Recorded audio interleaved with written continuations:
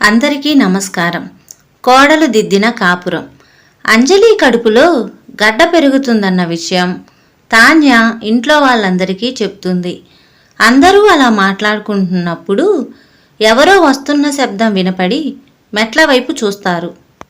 అంజలి నిదానంగా మెట్లు దిగుతుంది. అందరి వైపు కోపంగా చూస్తుండేసరికి అంజలి వీళ్ళందరూ మాట్లాడుకున్న మాటలు విందేమోనని భయపడతారు. ఏంటక్క కిందకు వచ్చావు, మమ్మల్ని పిలవచ్చు కదా అని తాన్య అడుగుతుంది.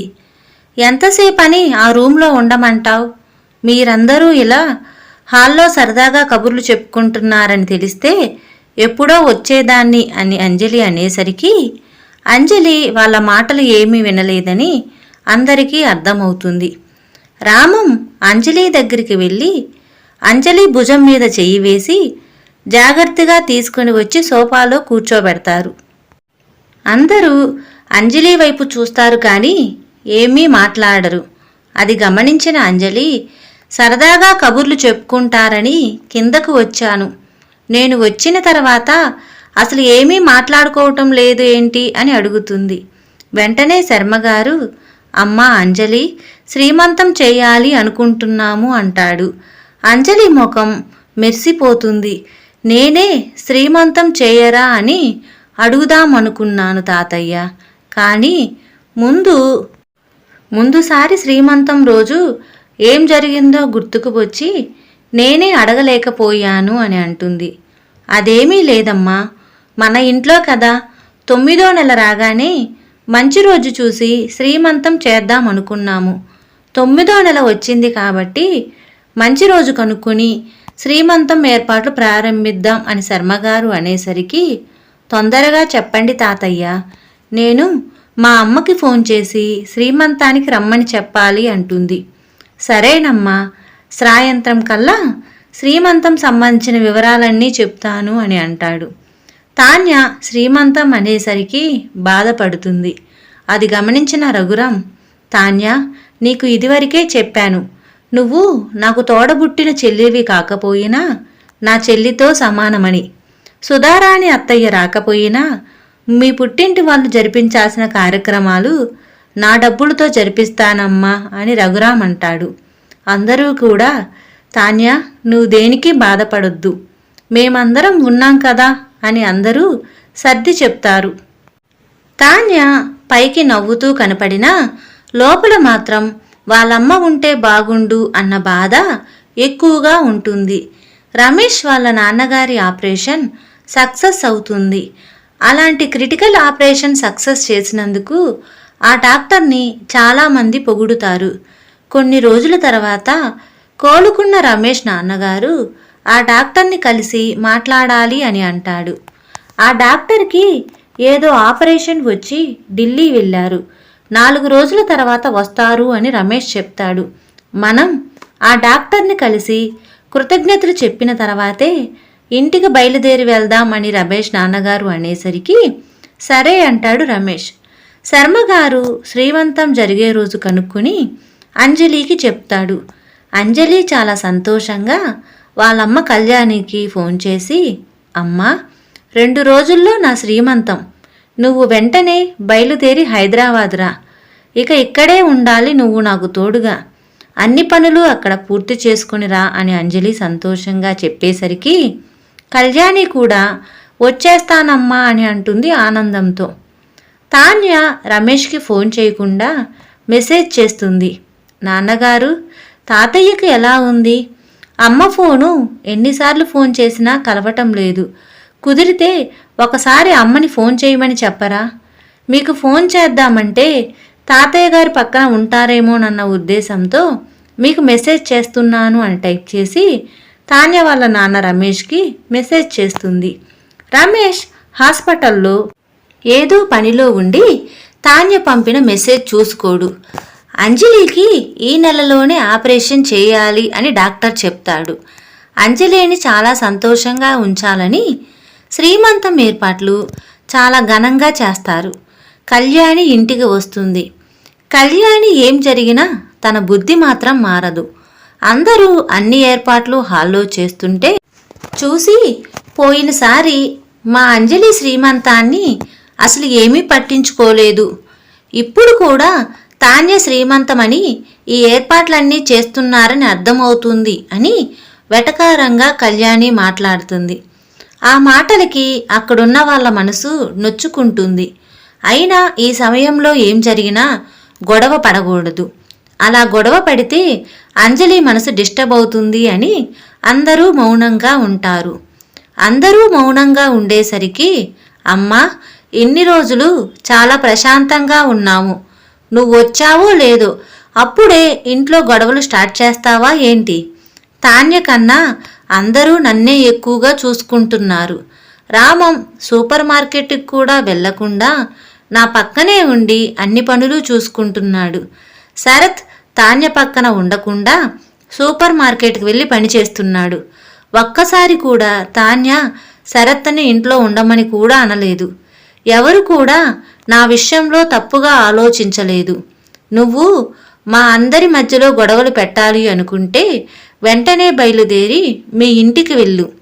ఇక్కడ నీ అవసరం ఎవరికీ లేదు అని కోపంగా అంజలి అనేసరికి కళ్యాణి ఇక ఏమీ అననులే అమ్మా అని సైలెంట్గానే ఉంటాను అని చెప్పి ఓ పక్కన కూర్చుంటుంది కళ్యాణి. అంజలిలో అంత మార్పు వచ్చినందుకు మిగిలిన వాళ్ళు సంతోషపడినా మనసులో మాత్రం తన ఆపరేషన్ అయ్యే వరకు ఏ నిమిషం ఏమి జరుగుతుందో అన్న ఆలోచన కూడా వస్తుంది. శ్రీమంతం ప్రారంభమవుతుంది. అందరూ ఇద్దరు కోడళ్ళకి బహుమతులు తీసుకువస్తారు. అప్పుడే తాన్యకి వాళ్ళమ్మ సుధారాణి ఫోన్ చేస్తుంది. హలో అమ్మా అని తాన్య అడగగా, ఎలా ఉన్నావురా? మీ నాన్నగారు నువ్వు పంపిన మెసేజ్ ఇప్పుడే చూశారట. నువ్వు నాతో మాట్లాడాలని ఉంది అని చెప్పావని నేను నీకు కాల్ చేశానమ్మా అని సుధారాణి అనేసరికి, అమ్మా, నువ్వు కరెక్ట్ సమయానికి ఫోన్ చేశావు. నువ్వు అర్జెంటుగా ఫోన్ పెట్టేసి వీడియో కాల్ చెయ్యి అని అంటుంది తాన్య. సరే అని సుధారాణి ఫోన్ పెట్టేసి వీడియో కాల్ చేస్తుంది. తాన్య ముందు వీడియోని ఇంటి మొత్తాన్ని చూపిస్తుంది.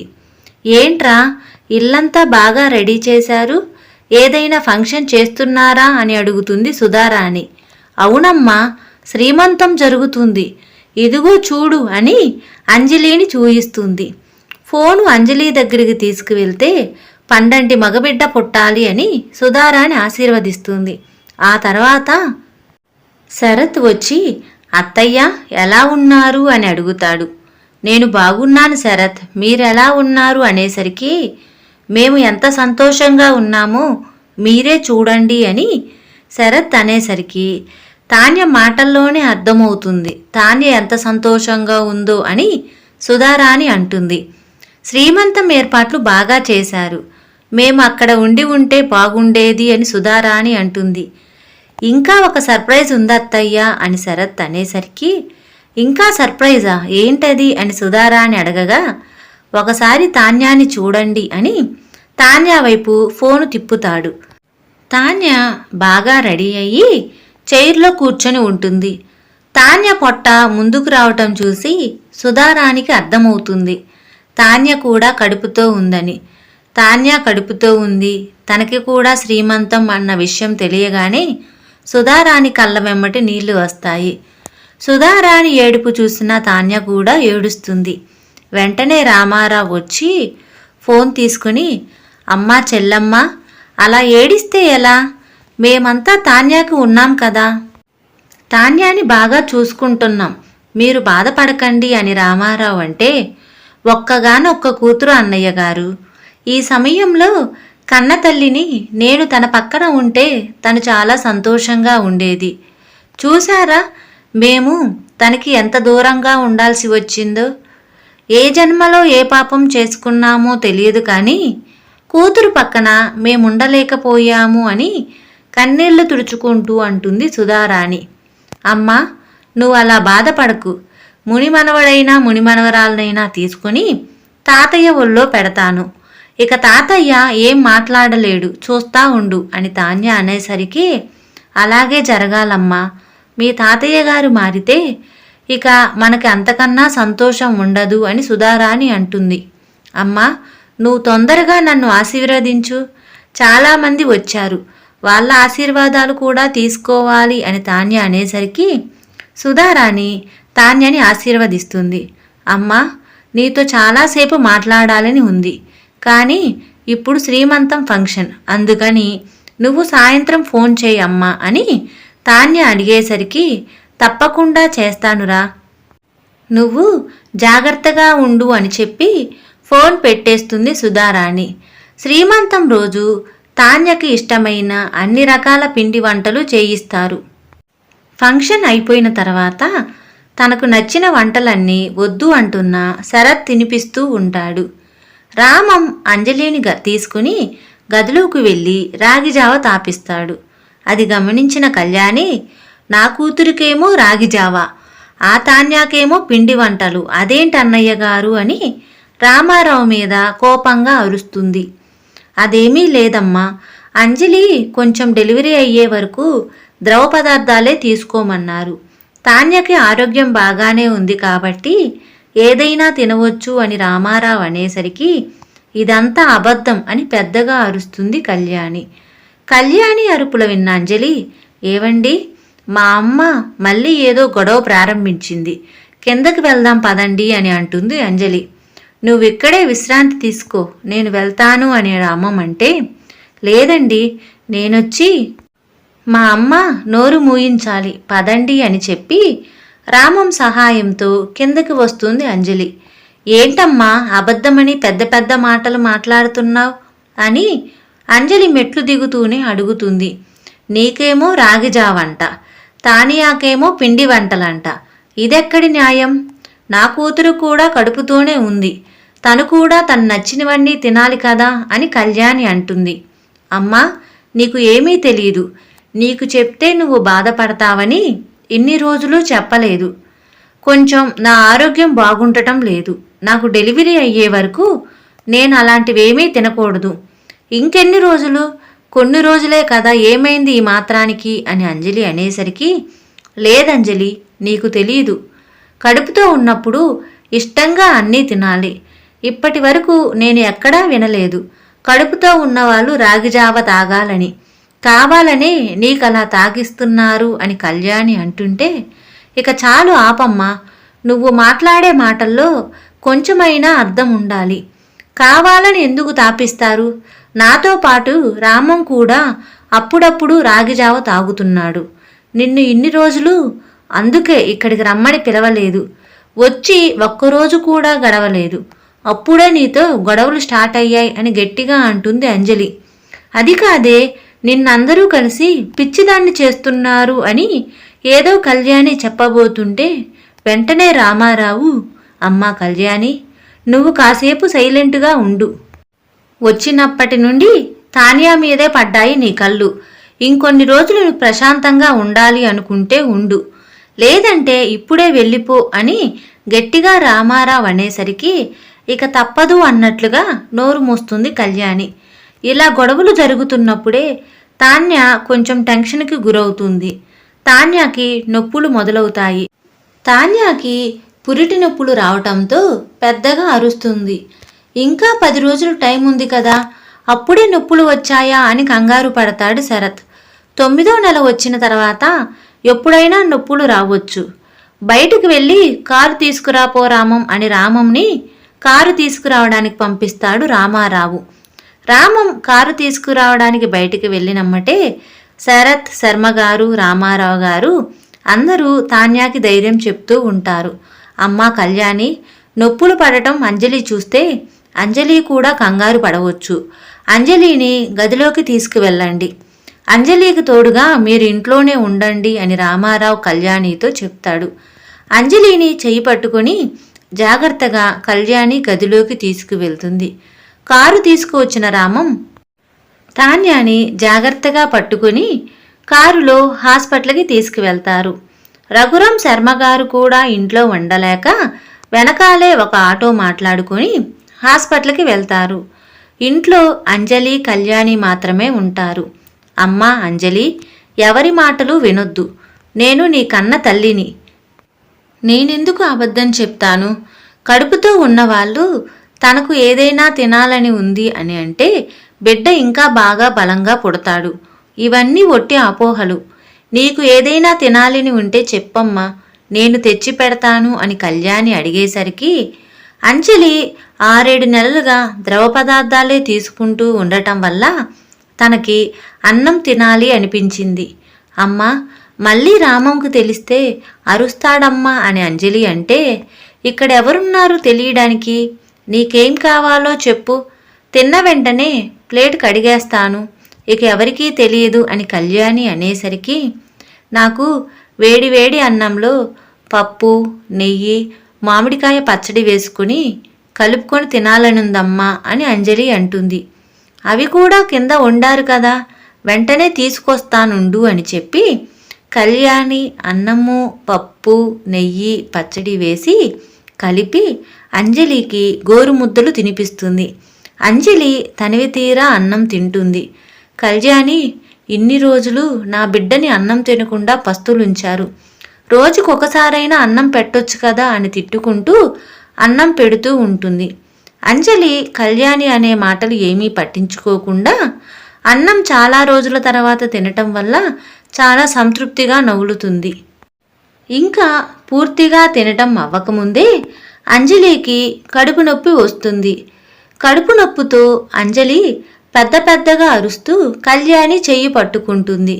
కళ్యాణి చేతిలో ఉన్న అన్నం ప్లేటు కింద పడిపోతుంది. అంజలి నొప్పులు తట్టుకోలేక విలవల్లాడిపోతూ ఉంటుంది. వెంటనే కళ్యాణి ఫోన్ తీసుకుని రామంకి ఫోన్ చేస్తుంది. రామం అప్పుడే హాస్పిటల్లోకి తాన్యాన్ని తీసుకువెళ్తున్నారు.